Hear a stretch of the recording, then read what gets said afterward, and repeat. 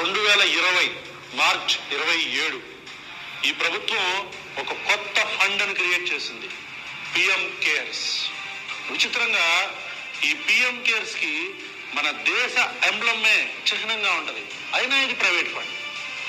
And దీనికి మన ప్రధానమంత్రి పేరు ఉంటది, ప్రైమ్ మినిస్టర్స్ ఫండ్ అని చెప్పి, కానీ ప్రైమ్ మినిస్టర్ కేర్స్ అని చెప్పి, కానీ ఇది ప్రైవేట్ ఫండ్. ఇది చూసుకునేది ఎవరో తెలుసా? ఈ పిఎం కేర్స్ ఫండ్ చూసుకునేది చైర్మన్ గా ఉన్న నరేంద్ర మోదీ గారు అయితే, దీనికి ట్రస్టీలు ఎవరెవరు ఉన్నారో తెలుసా? బీజేపీ నాయకులు అనమాట.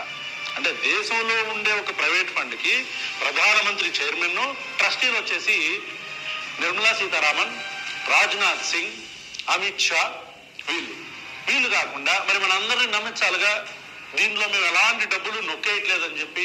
కాబట్టి మన రతన్ టాటా, ఈ సుధా గారిని